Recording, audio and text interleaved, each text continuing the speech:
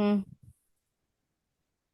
నేను ఆత్మను, శాంతి స్వరూపాన్ని, శివపరమాత్మ నా తండ్రి. నాలోని శాంతి యొక్క దివ్య కిరణాలు ఇల్లంతా వ్యాపిస్తున్నాయి, ప్రవృత్తి అంతా వ్యాపిస్తున్నాయి, ప్రకృతి పంచతత్వాలకు వ్యాపిస్తున్నాయి, వాయుమండలం అంతా వ్యాపిస్తున్నాయి, విశ్వమంతా వ్యాపిస్తున్నాయి.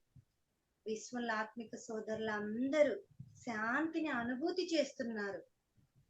నేను ఈశ్వరీయ విద్యార్థిని, బాబా నాకు టీచర్, బాబా నాకు సద్గురువు, నేను మాస్టర్ సద్గురువును. బాబా నాకు జీవిత భాగస్వామి, నేను బాబాకి జీవిత భాగస్వామిని. సర్వ సంబంధాలు ఒక్క బాబాతో జోడిస్తూ బాబా ఈ అవ్యక్త మహావాక్యాలను నా ఆత్మ ఉన్నతిగా అర్థం చేయిస్తున్నారు. నేను ఆత్మిక స్థితిలో ఉంటూ నా ఆత్మ ఉన్నతిగా అర్థం చేసుకుంటున్నాను. ఇక్కడ బాబా సఫలతకి ఆధారం పరిశీలన శక్తి అని చెప్తున్నారు. మురళి డేట్ 23/7/69. మళ్ళీ ఒక ఒకసారి నిమిషం డేట్ చెప్పండి, రిపీట్ నేను చేస్తున్నాను. ఒకసారి డేట్ 23 చెప్పండి. నేను 23 20 7వ నెల 1969. ఇక్కడ ఈ మురళిలో బాబా ఏం చెప్తున్నారంటే, సేవలు చేస్తున్నాం కానీ ఎన్ని సేవలు చేసినా సఫలత రావట్లేదు. సేవలు ఎన్నో చేస్తున్నాం కానీ సఫలత రావట్లేదు అంటే దానికి కారణం ఏంటి? పరిశీలన శక్తి యొక్క లోపం అని చెప్తున్నారు బాబా.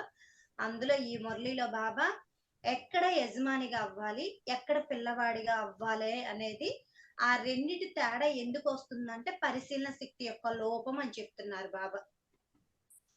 ఇక్కడ అక్కడ ఆ లోపం ఎలా వస్తుంది, ఎలా పరిశీలించుకోవాలనేది బాబా ఈ మురళిలో చెప్తారు. బాబా మాటల్లో విందాం. ఇక్కడ బాబా చెప్తున్నారు, సఫలతకి ఆధారం పరిశీలన శక్తి. బాపు దాదా ఒక్కొక్కరిని చూస్తూ ఏం చూస్తున్నారు? బాపు దాదా ప్రతి ఒక్కరిలో 4 విషయాలను చూస్తున్నారు. ఈ 4 విషయాలు ఏమిటి? ప్రతి ఒక్కరూ తమ ఆలోచన చెప్పారు. కిరీటం, సింహాసనం, పురుషార్థం మరియు అదృష్టం. ఈ 4 విషయాలే ప్రతి ఒక్కరిలో చూస్తున్నారంట బాబా. సంగమ యుగం యొక్క కిరీటం ఏమిటి తెలుసా? కనుక ఈ రోజు బాపు దాదా సింహాసనాధికారి లేదా కిరీటదారి పిల్లల సభలోకి వచ్చారు. కిరీటదారులనే ఈ సంఘటనలోనికి పిలిచాను, కానీ ప్రతి ఒక్కరి కిరీటం తమ శక్తిని అనుసరించి ఉంది. ఇది చూస్తున్నారు. ఈ సంగమ యుగంలో ఎవరెవరు ఏ కిరీటం సింహాసనాధికారి అయి కూర్చున్నారు అని, ఎవరెవరు ఎంత పెద్ద కిరీటం ధారణ చేశారు లేదా చిన్నది ధారణ చేశారు, మరియు కిరీటాన్ని సదా తలపై ఉంచుకొని నడుస్తున్నారా లేక అప్పుడప్పుడు కిరీటాన్ని తొలగించేస్తున్నారా? మీరందరూ కూడా మిమ్మల్ని మీరు తెలుసుకుంటున్నారు కదా.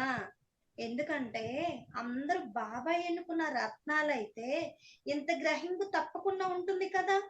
ఇక్కడ బాబా చెప్తున్నారు, ఎందుకంటే అందరూ బాబా ఎన్నుకున్న రత్నాలు అయితే ఇంత గ్రహింపు తప్పకుండా ఉంటుంది కదా. మీ పురుషార్థం మరియు అదృష్టాన్ని పరిశీలించుకున్నారా? మిమ్మల్ని మీరు పూర్తిగా పరిశీలించుకుంటున్నారా? ఇక్కడ బాబా ఏమడుగుతున్నారంటే, ఈ సంగమ యుగంలో ప్రతి ఒక్కరి ఆలోచన చెప్పారంట. ఆ 4 విషయాలు ఏమిటంటే ఎవరి ఆలోచన వాళ్ళు చెప్పారు. ఇక్కడ బాబా ఏం చెప్తున్నారు? కిరీటం, సింహాసనం, పురుషార్థం మరియు అదృష్టం. ఈ సంగమ యుగంలో కిరీటం అంటే బాధ్యత కిరీటం, సింహాసనం అంటే స్వరాజ్యాధికారి యొక్క సింహాసనం, పురుషార్థం అదృష్టం అని చెప్తున్నారు. ఇక్కడ మళ్ళీ కింద ఏం చెప్తున్నారు బాబా? మీరందరూ మీ పురుషార్థం మరియు అదృష్టాన్ని పరిశీలించుకుంటున్నారా అంటే, నేను బాబా యొక్క శ్రీమతం అనుసారంగా పురుషార్థం చేస్తున్నానా చేయలేదా? చేస్తుంటే నా అదృష్టం ఏంటి? మరి కిరీటం సింహాసన అధికారిని, ఇక్కడ బాబా ఏమన్నారు? కిరీటాన్ని సింహాసనానికి యోగ్యంగా అయ్యే విధంగా నేను పురుషార్థం చేస్తున్నానా? మరి ఇక్కడ మనం ఏదైతే పురుషార్థం చేసి నింపుకుంటున్నా అదే కదా మన అదృష్టం. అందుకే బాబా ఒక్కసారి పరిశీలించుకోండి, బాబా యొక్క శ్రీమతం అనుసారంగా పురుషార్థం చేస్తున్నానా లేక మన్మతం ప్రకారం పురుషార్థం చేస్తున్నానని ఒక్కసారి పరిశీలించే స్థితితో పరిశీలించుకోమంటున్నారు. ఇక్కడ మళ్ళీ బాబా ఉదాహరణకి ఇప్పుడు మీరు అడ్వాన్స్ పార్టీలోకి వెళ్తే ఇప్పుడిప్పుడే మీ పురుషార్థం ప్రకారం మీ అదృష్టం ఎలా ఉంటుంది దాన్ని తెలుసుకుంటున్నారా? మీ వర్తమాన పురుషార్థం మరియు అదృష్టాన్ని తెలుసుకుంటున్నారా? ఇక్కడ ఈ వర్తమానంలో మీ చేసే పురుషార్థాన్ని బట్టే మీ అదృష్టం ఉంటుంది అంటున్నారు బాబా. ఎప్పుడైతే మిమ్మల్ని మీరు పరిశీలించుకోగలరో అప్పుడే ఇతన్ని పరిశీలించగలరు. ఇది తెలుసుకోవడం కూడా అవసరం. ఎందుకంటే ఇప్పుడు సమయం ఎలాంటిదంటే మీకు పరిశీలన శక్తి చాలా అవసరము. సర్వీస్ లో సఫలత పొందడానికి ముఖ్య సాధనం ఇదే. ఎంతెంత పరిశీలన శక్తి తీవ్రం అవుతుందో అంతంతగానే సఫలత కూడా లభిస్తూ ఉంటుంది. ఇక్కడ బాబాయ్ ఏం చెప్తున్నారంటే ఎప్పుడైతే మిమ్మల్ని మీరు పరిశీలించుకోగలరో అప్పుడే ఇతరులు పరిశీలించగలరు. మనల్ని మనం ఏమని పరిశీలించుకోవాలి? నేను ఆత్మనా దేహాన్న అని పరిశీలించుకున్నప్పుడు సంకల్పాల యొక్క తీవ్రతను బట్టి నేను ఆత్మన దేహాన్న ఆత్మ సంకల్పాలు చేస్తున్నానా దేహానికి సంబంధించి సంకల్పాలు చేస్తున్నానా? ఇక్కడ ఎందుకు సఫలత రావట్లేదు సర్వీస్ లో అంటే సేవా ప్లాన్స్ చాలా మంచిగా చేస్తున్నా కానీ సఫలత ఎందుకు రావట్లేదంటే పరిశీలించే శక్తి యొక్క లోపంగా ఉంది. ఎందుకు లోపంగా ఉందంటే ఇక్కడ బాబా చెప్తున్నారు చూడండి, ఎంతెంత పరిశీలన శక్తి తీవ్రంగా అవుతుందో అంతంతగానే సఫలత కూడా లభిస్తూ ఉంటుంది. ఫస్ట్ మన స్వయానికి స్వయం ఏదైనా సరే అష్టశక్తిలో పరిశీలన శక్తి కానీ ఇంకో శక్తి కానీ ఇంకో శక్తి కానీ ఫస్ట్ మన మీద మనం ప్రయోగం చేసుకోవాలి. ఫస్ట్ మన మీద మనం ప్రయోగం చేసుకొని అప్పుడు పరిశీలించుకొని నేను ఆత్మన జ్ఞానాన్ని అప్పుడు పరిశీలించుకొని ఖచ్చితమైన నిర్ణయం తీసుకుంటే అప్పుడు సేవలలో సఫలత వస్తుంది. పరిశీలన పూర్తిగా లేని కారణంగా ఎవరికి ఏది కావాలో ఏ రూపం ద్వారా వారి అదృష్టం మేల్కొంటుందో ఆ రూపంగా అదృష్టం లభించడం లేదు.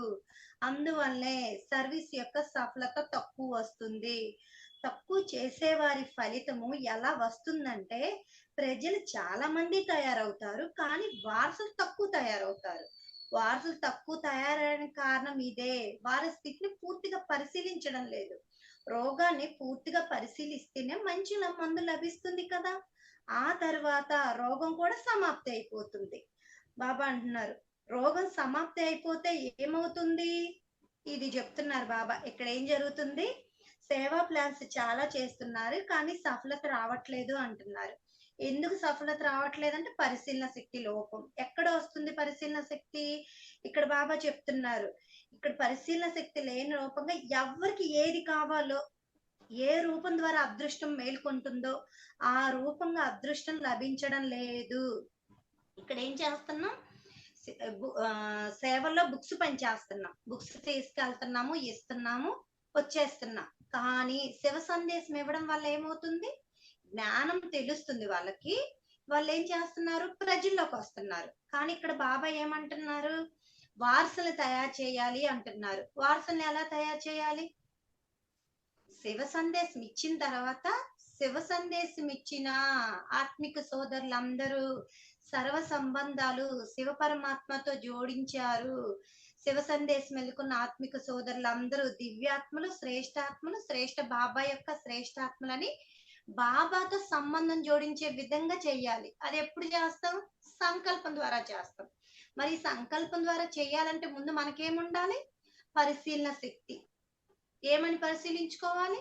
నేను ఆత్మను, దేహాన్ని కాదు అని ఎప్పుడైతే నేను ఆత్మను అని గ్రహించుకున్నప్పుడు నిర్ణయాలు కూడా ఎలా తీసుకుంటాం? ఆత్మిక సంకల్పాల రూపంలో. శివ సందేశం ఎవరికైతే ఇస్తామో మన సంకల్పాల ద్వారా వారిని బాబాతో సర్వ సంబంధాలు జోడించే విధంగా చేస్తాం. ఇక్కడ సపోజ్ ఎగ్జాంపుల్ ఎవరికైనా శాంతి కావాలి, అప్పుడు వారికి ఏం చేయాలి? మనము వెళ్ళి శివ సందేశం యొక్క బుక్ ఇస్తే వారు శాంతిని అనుభూతి చేస్తారా? వాళ్ళు తృప్తి చెందుతారా? ఇక్కడ అందుకే ఎవరికి ఏది కావాలో ఆ విధంగా చెయ్యండి, అప్పుడు సఫలత వస్తుంది. అది ఎందుకు తెలియట్లేదంటే ఇక్కడ పరిశీలించే శక్తి లేదు. పరిశీలించాలి ఎవరికి ఏమి కావాలి. ఇప్పుడు ఈ ఉన్న సమయంలో ఎవరికి ఏ రూపం ద్వారా సేవ చేస్తే వాళ్ళు సఫలత అనుభూతి చేస్తారు, తృప్తి చెందుతారు అంటే ఇప్పుడు శాంతి ఉన్న వాళ్ళకి వెంటనే ఏం చేయాలి? శాంతిని అనుభూతి చేయించాలి. దుఃఖంతో ఉన్న వాళ్ళకి సుఖాన్ని అనుభూతి చేయించాలి. ఇలా సఫలత ఎందుకు రావట్లేదంటే ఎక్కడ ఏది ఉపయోగించి సేవ చేయాలి, ఇన్ని బుక్స్ పంచాము, ఇన్ని సేవలు చేసాము అంటున్నారు కానీ సఫలత ఎందుకు రావట్లేదంటే అక్కడ విధి తెలియట్లా. విధి ఏం తెలియట్లేదంటే అక్కడ ఎవరికి ఏం కావాలి, ఏ రూపం ద్వారా సేవ చేయాలనేది తెలియట్లా. ఎందుకు తెలియట్లేదంటే అక్కడ పరిశీలించడానికి పరిశీలన శక్తి లోపంగా ఉంది. అందుకే బాబా పరిశీలన శక్తిని తీసి ఉపయోగించండి. ఎందుకంటే పరిశీలన శక్తి సర్వశ్రేష్ఠ శక్తి అని చెప్తున్నారు. మళ్ళీ ఇక్కడ ఏమంటున్నారు? తక్కువ సేవ చేసే వారి ఫలితం ఎలా వస్తుందంటే ప్రజలు చాలా మంది తయారవుతారు కానీ వారసులు తక్కువ తయారవుతారు. వారసులు తక్కువ తయారవడానికి కారణం ఇదే, వారి స్థితిని పూర్తిగా పరిశీలించడం లేదు అంటున్నారు బాబా. ఇక్కడ బాబా ఏమంటున్నారంటే సేవా ప్లాన్స్ చేసినప్పుడు, ఏదైతే శివ సందేశం యొక్క పుస్తకాలు ఇచ్చినప్పుడు వాళ్ళందరూ ప్రజల్లోకి వస్తారు. కానీ ఇక్కడ ఏమంటున్నారు బాబా? వారసుల్ని తయారు చేయమంటున్నాడు. అంటే రాజ్య పదవిని తీసుకుని వారసులను తయారు చేయాలంటున్నారు. వారసుల్ని ఎలా తయారు చేయాలంటే అవ్యక్త స్థితి ద్వారా. అవ్యక్త స్థితి ద్వారా ఎలా చేయాలంటే ధ్వనికి అతీతంగా ధ్వనికి అతీతంగా వెళ్ళాలంటే సంకల్పాల యొక్క ధ్వనికి అతీతంగా వెళ్ళడం వల్ల ఇక్కడ అవ్యక్త స్థితి అంటే నేను ఆత్మను అని అనడం వల్ల ఈ సంకల్పాల యొక్క తీవ్రత తగ్గి సమర్థ సంకల్పాలు, శ్రేష్ఠ సంకల్పాలు చేసినప్పుడు అప్పుడు ఏం చేస్తుంది? స్థితి ఏమో ఆత్మిక స్థితిలో ఉంటుంది. ఇక్కడ జ్ఞానం చెప్పేటప్పుడు ఏంటి? ధ్వని. ఆత్మిక స్థితిలో ఉండి ఏదైతే మన జ్ఞానం చెప్తున్నామో అది వాళ్ళకి క్యాచ్ చేసి వెంటనే ఏం చేస్తారు? ఆ శ్రీమతాన్ని ఫాలో అవుతారు. ఆ శ్రీమతాన్ని ఫాలో అయ్యి మనస వాచ కర్మల సేవలు చేసేవారు వారసత్వం కింద వస్తారు అంటున్నారు బాబా. ఇక్కడ ఏమంటున్నారు? వారసులను ఎలా తయారు చేయాలనేది కూడా ఒక మురళి రెఫరెన్స్ ఉంది.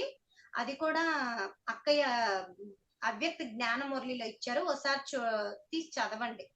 శివ పరమాత్మ జ్ఞాన మురళిలో ఒక మురళి రెఫరెన్స్ ఇచ్చారు. అది 1971 అనుకుంటా సంవత్సరం. ఇక్కడ బాబా ఏం చెప్తున్నారు? రోగం ఆ తర్వాత రోగం కూడా సమాప్తి అయిపోతుంది. ఎప్పుడు? రోగం ఏంటని పూర్తిగా పరిశీలించి మందు వేస్తే రోగం సమాప్తి అయిపోతుంది. రోగం సమాప్తి అయిపోతే తర్వాత ఏమవుతుంది? వాళ్ళలో ఉన్న బలహీనత తొలగిపోయి శక్తి వస్తుంది. అప్పుడు వాళ్ళు ఏదైనా చేయగలరు. ఇక్కడ బాబా ఏమంటున్నారు? విశేషంగా నిమిత్తమైన పాండవులకు భవిష్యత్తులో వచ్చే విషయాలను పరిశీలించే శక్తి ఉండాలి. ఇక్కడ ఏమంటున్నారు బాబా?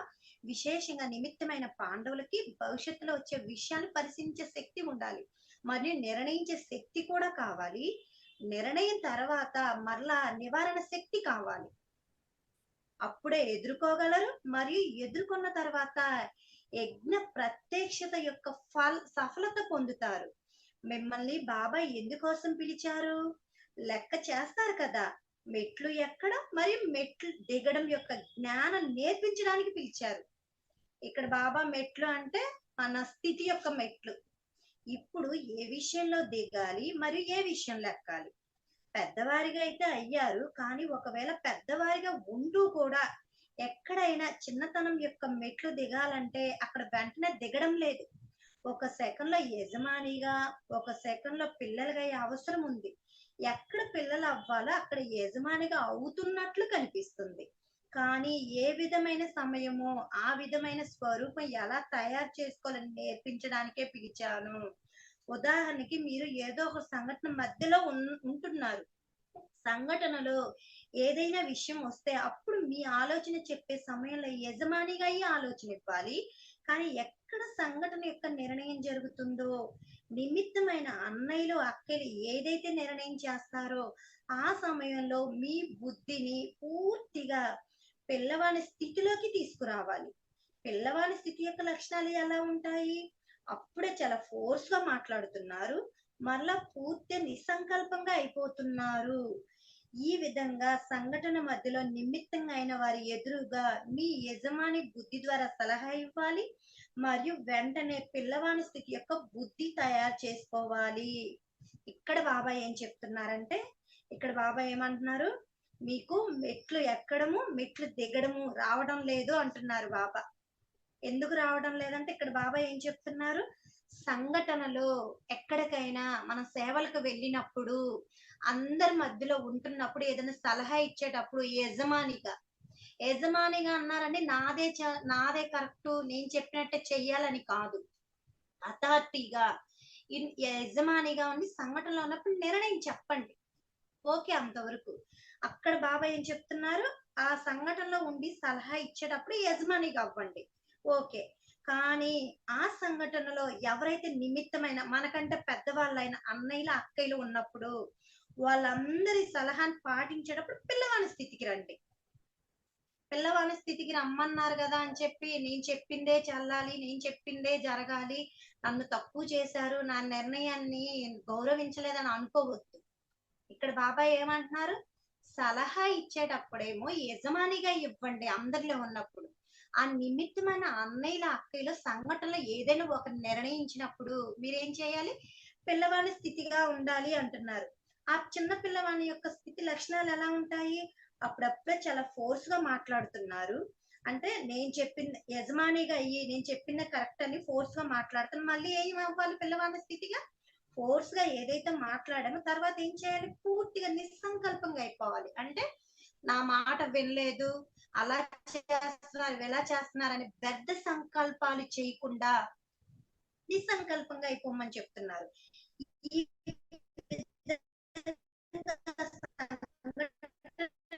మధ్యలో నిమిత్తమైన వారి ఎదురు పిల్లవాని స్థితి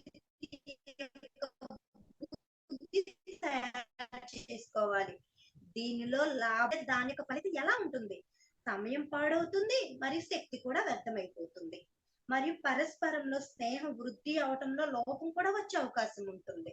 ఇక్కడ బాబా ఏం చెప్తున్నారు, అయితే యజమానిగా లేదా పిల్లవాడిగా, ఎక్కడ యజమాని అవ్వాల్సిన చోట పిల్లవాడిగా, పిల్లవాడి అవ్వాల్సిన చోట యజమాని కావడం వల్ల ఇక్కడ ఏమవుతుంది, సమయం పాడవుతుంది, శక్తి వ్యర్థమైపోతుంది.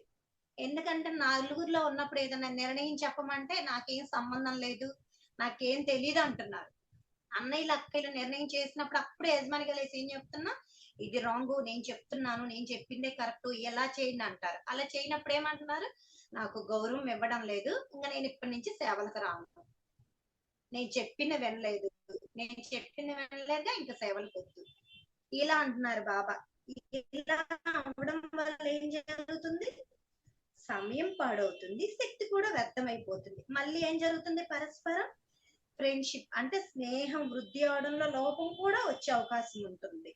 మీరు సరే, ఈ రోజు ఇక్కడ వెళ్తున్నప్పుడు కాపుదామా క్లాస్ ని, ఈ మెట్లు ఇక్కడ కాపుదామా. 15 నిమిషాలు అయిందిగా, నేను క్వశ్చన్స్ అడుగుతాను. టైం చూసుకుంటున్నారా? చూసాను అక్క, ఈ చిన్న ఒక్క పాయింట్ చెప్పి ఆపుదామని ఓకే అక్క. సో ఇప్పుడు ఈ మురళిలో ఏదైతే పుస్తకాల సర్వీస్ గురించి ఎగ్జాంపుల్ ఇచ్చారో, మరి మేము లక్షల్లో పుస్తకాలు పంచితే మరి మేము సింహాసనాలు ఎక్కుతామని అనుకుంటున్నాం, అలా ఉండదా?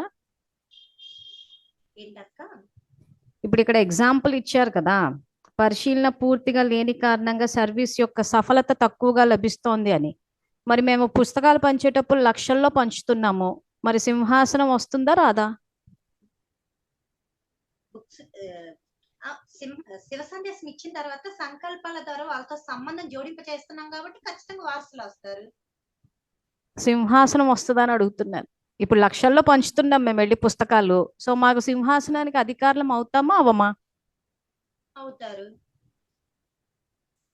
పుస్తకాలు పనిచేస్తే సరిపోతుందా? ఇప్పుడు మనం ఇందాక ఏం చెప్పుకున్నాము, మన ప్రతి కర్మ, మన ప్రతి స్థితి బ్రహ్మ బాబాతో పోల్చుకోవాలి అంటున్నారు. సో పుస్తకాలు పంచితే వస్తామా? పుస్తకాలు పంచిన తర్వాత మళ్ళీ సంకల్పాల ద్వారా వాళ్ళకి శివ సందేశం అందుకున్న వాళ్ళందరికి నీరు పోస్తూ ఉండాలి సంకల్పం. అది సో పోసినప్పుడు ఎక్కడో చోట అవి మొలకెత్తుతాయి. ఆ తర్వాత మన యొక్క సంకల్ప శక్తితోటి వాళ్ళ శివబాబా తోటి సంబంధాన్ని జోడించేటట్టు. శ్రేష్టాత్మలు ఆదిలో రాజవంశీలు, ప్రస్తుతం బ్రహ్మవంశీ, మాస్టర్ సరస్వతివంతులు, సూర్యవంశీలు, విశ్వ కళ్యాణకారులని మళ్ళీ సంకల్పాల ద్వారా వాళ్ళని నీరు పోస్తూ ఉంటే వాళ్ళ స్థితి పెరిగి తండ్రికి దగ్గరగా అవుతారు, తండ్రితో సర్వ సంబంధాలు జోడిస్తారు. అంతే. సో తర్వాత ఇప్పుడు సంఘటనలో ఉన్నప్పుడు మా మాటకు విలువ లేదు, మేము చెప్తే వినలేదు, సో కాబట్టి మేము సేవకి రాము అనేసి అక్కడ డైరెక్ట్గా ఎవరు సేవకు రామని చెప్పరు. ఒంట్లో బాగాలేదు, తర్వాత బంధువులు వచ్చారు, ఏదో సమస్య ఉందని ఏదో చెప్పి ఆగిపోతారు. సో ఇప్పుడు దీన్ని ఏ రకంగా పరిశీలించుకోవాలి, అంటే ఏ రకంగా మన స్థితి ఉందనుకోవాలి?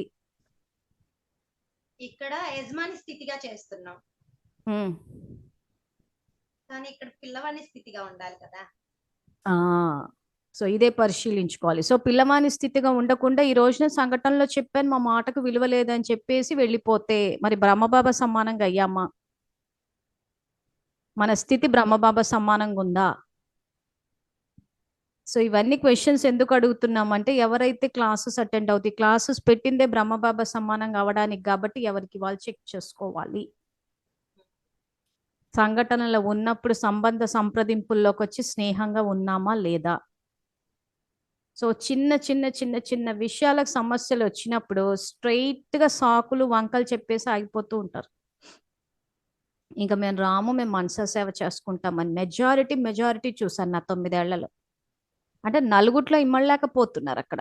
ఇంకా అసలు ఇక్కడ శక్తులు ఏం వాడినట్టు. ఈ రోజు సంగమ యుగంలో ఒక సేవకు వచ్చినప్పుడే మనం అక్కడ సహించలేకపోతున్నాము అని అంటే, అలాంటి వాళ్ళని తీసుకెళ్లి సింహాసనం మీద కూర్చోబెడితే ప్రజలను పరిపాలించగలరా? ధర్మాన్ని బోధిస్తున్నాడు ఆయన రాజకుటుంబీకులకి, ఎలా ధర్మబద్ధంగా పరిపాలన సాగించాలని. అంటే రాజనీతి చెప్తున్నాడు, ఏ రకంగా ప్రజలని పరిపాలించాలన్నదే రాజకుటుంబీకులకు నేర్పిస్తున్నాడు. సో ఈ రోజు నలుగుట్లో వచ్చినప్పుడు చిన్న విషయాలనే సహించలేకపోతే రేపు సింహాసనాల మీద కూర్చుని ప్రజలకి తల్లిదండ్రులుగా పాలన అందించగలమా? ఈ ప్రశ్నకు మీరు గనక సమాధానం ఇచ్చుకోగలిగితే బాబా చెప్పినట్టు ఇక్కడ ఆ యొక్క విశ్వమహారాజ్ రాజకుటుంబీకుల కిరీటం గాని సింహాసనం గాని ఇవన్నీ వస్తాయా లేదా అన్నది మీకే తెలిసిపోతుంది.